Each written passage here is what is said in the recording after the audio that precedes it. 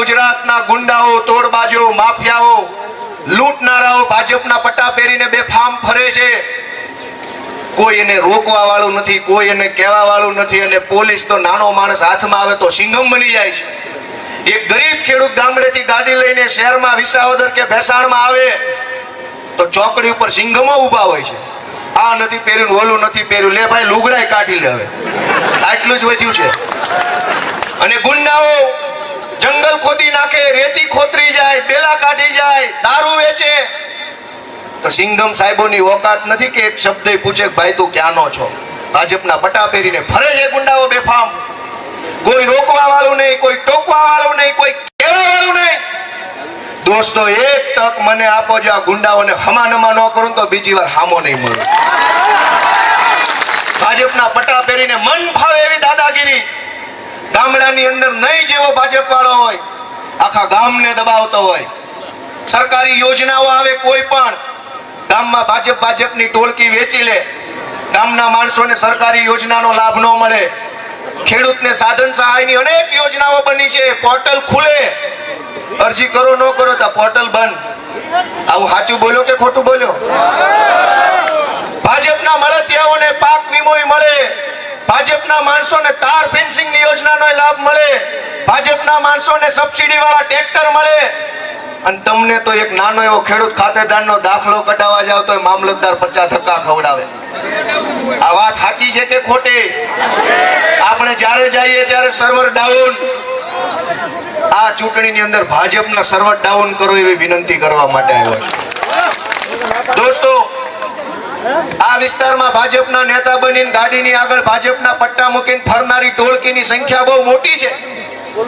ભાજપની ફોર વ્હીલની આગળની ડેશમાં ભાજપનો પટ્ટો આમ હંકેલીને એવી રીતે મૂક્યો જાણે ભારત રત્ન પડ્યો હોય. અને હોશિયારીમાંથી હાથ ન કાઢે. મારે આખા જુનાગઢ જિલ્લાની ભાજપની ટોળકીને કેવું છે કે પાણીવાળા હોવ તો કેન્દ્ર સરકારે મંડળીમાંથી લીધેલા ધિરાણ ઉપર છેલ્લા 2 વર્ષથી 3% લેખે વ્યાજ નથી આપ્યું. પાણીવાળા હોય ભાજપ વાળા તો વ્યાજ અપાવે વિસાવદર ભેસાણની જનતાને. ગાડીમાં પટ્ટા રાખીને ફરવાથી મહાન નહીં થઈ જાઓ. તમારી સરકાર રાજ્યમાં, તમારી સરકાર કેન્દ્રમાં, બેંકમાં તમારા ભાજપના માણસો, ડિસ્ટ્રિક્ટ બેંકમાં હાથમાં પાણી હોય, કાંડામાં બળ હોય, અપાવો પાકમાં, વ્યાજ મપાવો.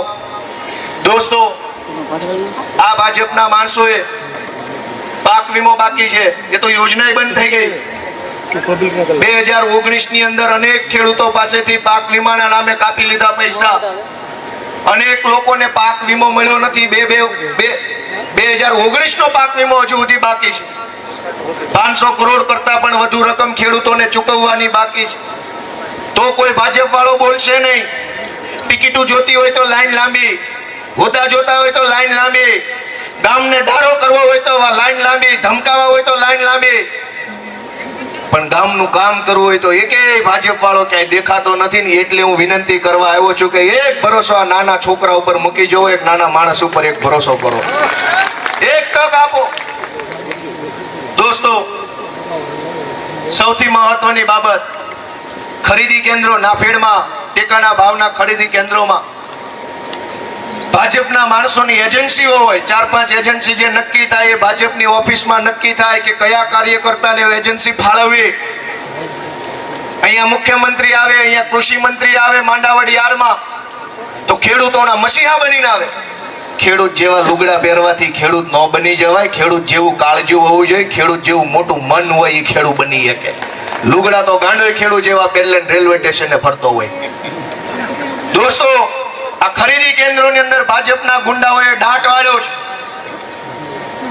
એક ખેડૂત આખું વર્ષ મહેનત કરે, મજૂરી કરે, દવા, ખાતર, બિયારણ, મજૂરી, તડકો, વરસાદ, પાણી, બધી વસ્તુની અંદર જીવ રેડ્યા પછી જે 2 ખાંડી, 5 ખાંડી, 50 ખાંડી માંડવી થાય એ ટ્રેક્ટરમાં ભરીને લઈ જાય. અને ન્યા ભાજપના ગુંડાઓએ કેન્દ્ર ઉપર બેઠા હોય કે 1 ખાંડીએ 2000 આપો તો સિલેક્ટ, નકલ માલ રિજેક્ટ.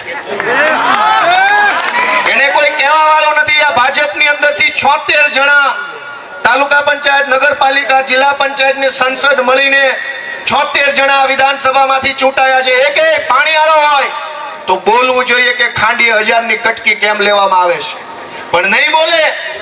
બકરા છે બકરા, બોલશે તો બે બે બે બે કરશે. નહીં બોલે, એક ખાંડી 1000 2000 આપો, નહીતર માલ રિજેક્ટ થયેલી માંડવી તમે યાર્ડમાં આપો, ઈ વેપારી પાછો ટેકાના ભાવે આપી દે તો સિલેક્ટ. આવું સાચું બોલ્યો ખોટું બોલ્યો? આવું શું કામ? કે ઈ ટેકાના ભાવની ખરીદી કેન્દ્રમાં બેઠેલા ભાજપના ગુંડાઓને ખબર છે કે આખા વિસાવદર ભેસાણના ખેડૂતોનું ઉપરાણો લઈને આવે એવો એકેય નેતા ભાજપે વધવા નથી દીધો ને, એટલે ઈ દાદાગીરી કરે છે. એક મામલતદાર હોય તો આપણને પકડાવે, ધક્કા ચડાવે, કાલ આવજો આજ આવજો, નહીં થાય. મામલતદાર તો મામલતદાર તલાટી ગાંઠતા નથી. સહેજ વધુ કહેવાય ગયું હોય, સહેજ વધુ કહેવાય ગયું હોય ત્યાં તો મારા બેટા કામ ટલ્લે ચડાવી દે, ખોટી એન્ટરીઓ પાડી દે ને પછી ધક્કા ખાતા રહ્યો, કોર્ટ કચેરીના ધક્કા ખાતા રહ્યો. અધિકારીઓ બેફામ બન્યા છે, કોઈ કહેવા વાળો નથી, કોઈ ટોકવા વાળો નથી. શું કામ? 76 નેતા અહીંથી છે, ધારાસભ્ય બાદ કરતા, સાંસદ સભ્ય, નગરપાલિકા, તાલુકા પંચાયત, જિલ્લા panchayat, Junagadh district bank, APMC, આખું ભાજપનું ટોળું બેઠું છે. પણ એક માણસ બોલી એક એવો માણસ નથી. જોક છે, આખી જોકમાં ભર્યો માલ બધો. એટલે હું વિનંતી કરવા આવ્યો છું કે આ જો અન્યાય અત્યાચાર અટકાવવો હોય અને ખેડૂતોનું ભલું જ કરવું હોય ભાજપે, તો ઘણા સમયથી ઘણા ખેડૂતોએ મને કીધું કે ટેકાના ભાવે ધારો કે 1300 રૂપિયામાં માંડવી ખરીદો છો, એના બદલે ખુલ્લા બજારમાં ખેડૂત વેચી દે માંડવી, જેટલામાં વેચાય એટલામાં પાકું બિલ લઈ લે, અને ટેકાના ભાવમાં ને ખુલ્લા બજારમાં વેચવામાં જેટલા રૂપિયાનો ફરક આવે એ ફરક સરકાર બેંકના ખાતામાં નાખી દે તો ખેડૂતને ક્યાંય ધરમ ધક્કા થાય નહીં. વાત સાચી છે કે ખોટી? તમે 1000 રૂપિયામાં માર્કેટમાં ગમે ને વેચો, ટેકાનો ભાવ 1300 હોય તો ઉપલા 300 રૂપિયા ખાંડી લેકે તમારા ખાતામાં સરકાર નાખી દે. તમારે ઉપાધિ નહીં, સરકારની ઉપાધિ નહીં. પણ કૃષિ મંત્રી કે ભાજપ વાળા આવી રીતે જો યોજના લાગુ કરે તો ભાજપ વાળાના ભાણિયાના પેટ ન ભરાય. ચારે બાજુ ભાણિયા મૂકેલા છે, નેતાઓના જમાયુને મૂક્યા છે, એના વેવાયુને મૂક્યા છે, વેવાઈના છોકરા મૂક્યા છે કેન્દ્ર ઉપર, બેંકોમાં, એપીએમસીમાં, ચારે બાજુ પોતાના ભાણિયા વેવાયુને સેટ કર્યા છે અને ખેડૂત રીબાય છે. ખેડૂતની ચીસ સાંભળવા વાળો કોઈ માણસ નથી. ખેડૂતનો લોહીના આંસુડે રડે એ કોઈ લૂછવા વાળો માણસ નથી.